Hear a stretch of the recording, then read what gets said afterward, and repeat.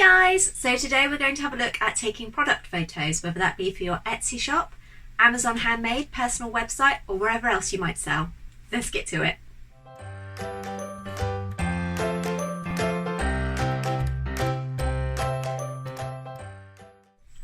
First of all, I'm going to show you how to take photos on the low-tech route. So all you will need is a nice space like this, preferably in front of an open window but not in direct sunlight, a coloured background or backdrop, some props, your product item, something to take your photos with. I use my phone, which I'm currently recording on, so I can't show you, but any fairly modern mobile phone should do, whether it's Android or Apple, whatever you've got. Some extras that aren't 100% necessary but will definitely make your life easier are a tripod and a large piece of white foam board like this. The first thing I'm going to do is set up over here, ready to take the photos.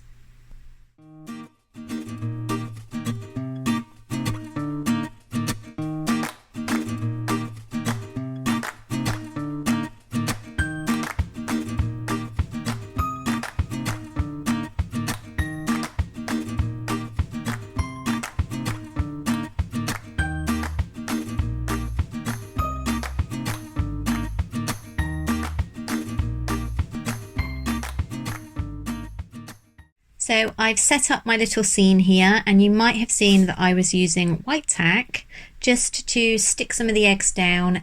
It just keeps everything in place, ready for photographing. If you have one, now would be the time to set up your tripod. So mine is ready to go here. Most of them have a little bubble here, like a spirit level, to make sure that your camera is even. I have a little tip or trick that I use even with that spirit bubble that I will show you next. So any spirit level app will do. This one is a free one, but it does mean that you have to watch some adverts in order to get it, which is fine. Then you just need to move the phone slightly until you've got the bubble in the middle and as close to 0.00 as possible.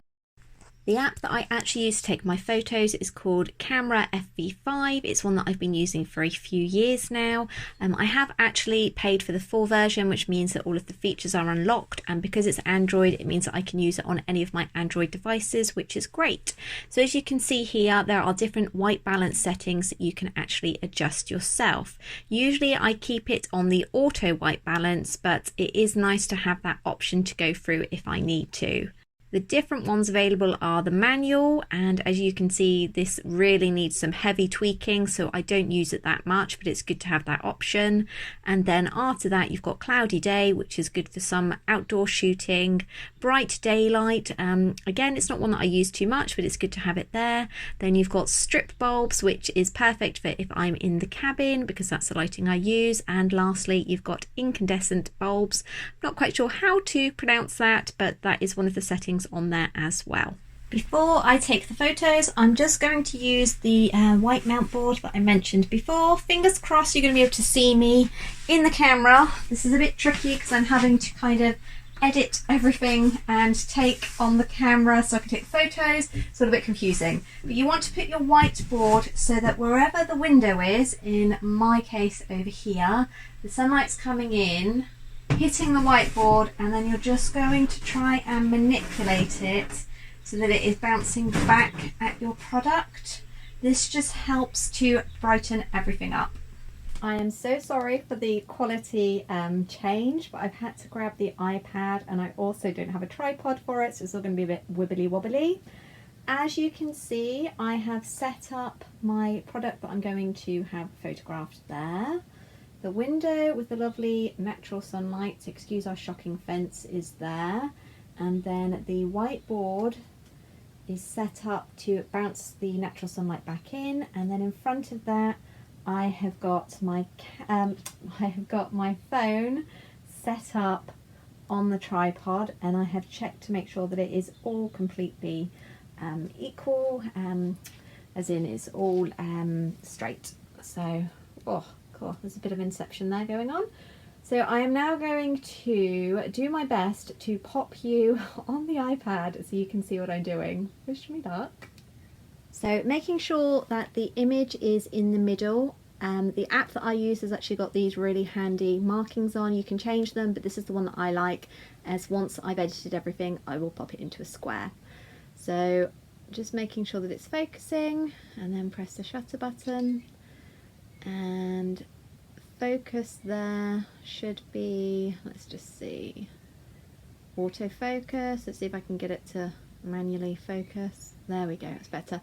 Then with that little finger, it means that I can tell it where to focus. So if I wanted it to focus down here, then it would, and it would kind of blur the background a bit more. But obviously for product photos, you want the focus to be the actual item. So let's try and line that up just around the name. Ideally, if you can, you should go for a timer for your photos. The reason for this is, as you can see, each time I touch the screen, the phone itself is wobbling. So when it takes that photo, it means that it's going to have caught it with a slight wobble, which means that you might end up with blur and things aren't going to be as crisp as they can be. So if I set it to 3 seconds, it takes longer, but obviously it's had time for it to settle down, and then it should give me a nice crisp photo. So once I've finished there with my main shot, I'm going to go in to try and get a bit more close-up detail. So that is perhaps where I will try to get really close with the actual name so that they can see the detail on the item. Then you have 2 choices. You can either completely remove all of the props so that you've got a nice clean fuss-free photo, or you can just reset it up with those. These have all got blue tack on underneath, which shouldn't show up in the photos, but it just makes it look a little bit neater, so they're not all at a bit of an angle. And I am sure Chibity Junior is going to enjoy eating all of these once I'm finished with them.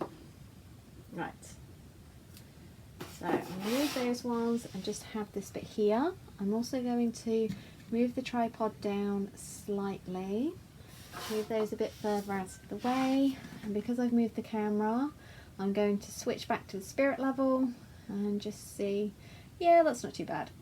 And there we go. So again, so you may have noticed that this is now looking a little bit darker. If you want to check the white balance, you can scroll through.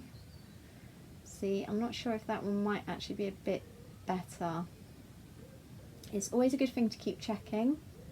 So I'm going to go with the incandescent light instead, and it will need brightening up, but I'm going to do that in the editing rather than now, because otherwise it might just end up a bit oversaturated. So making sure my timer's on.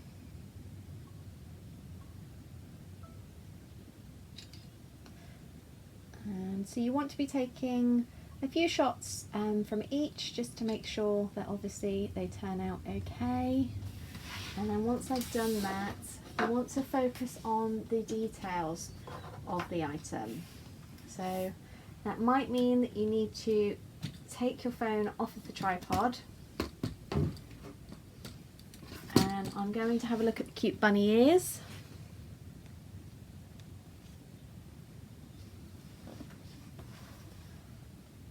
And you want to again make sure that it's in the middle, try and keep it stable. I could have probably used the tripod for this, in all honesty, but it's just a bit difficult whilst I'm trying to film and take photographs at the same time. So that one's come out a little bit blurry, so I'm going to tell it to refocus. And there we go. So before I get to editing the photos, I will go through them and just make sure that I'm only keeping the ones that I like.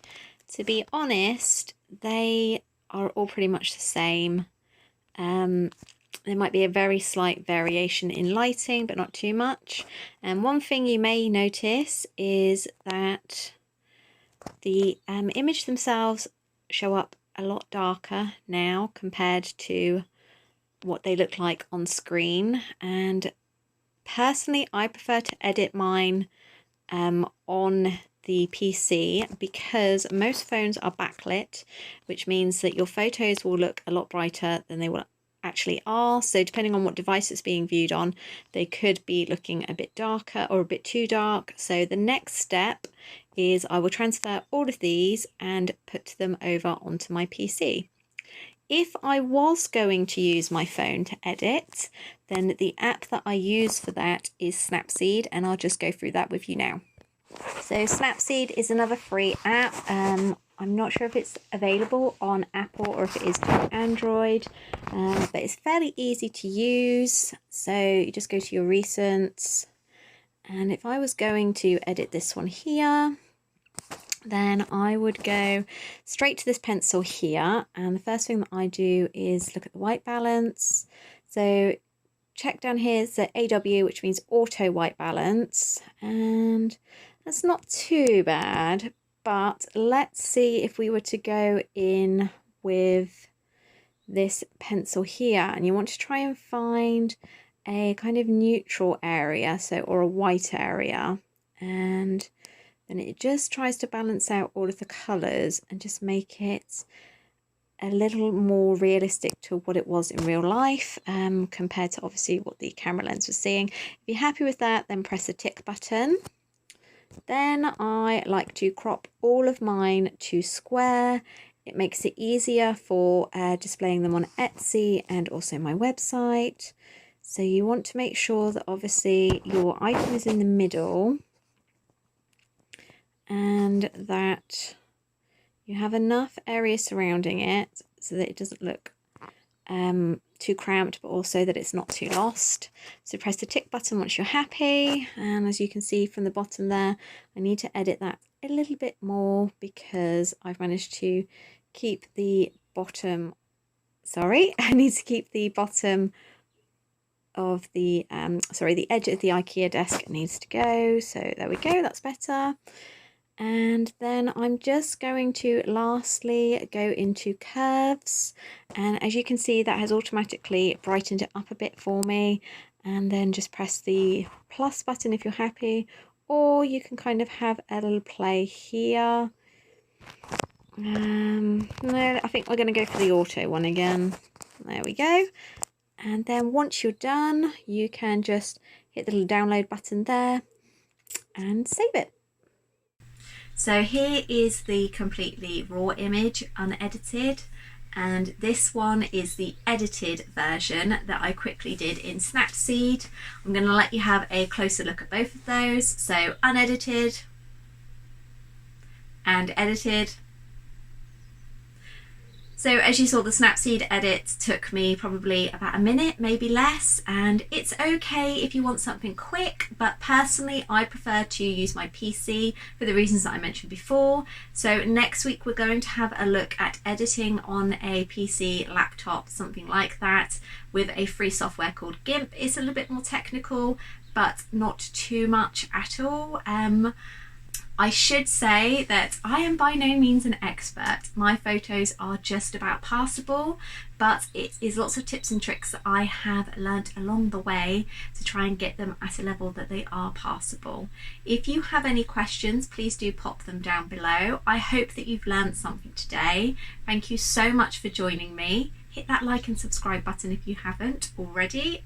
We are so close to 270. Mine, we seem to just be climbing at a huge rate now. So thank you so much, and I will see you all next week.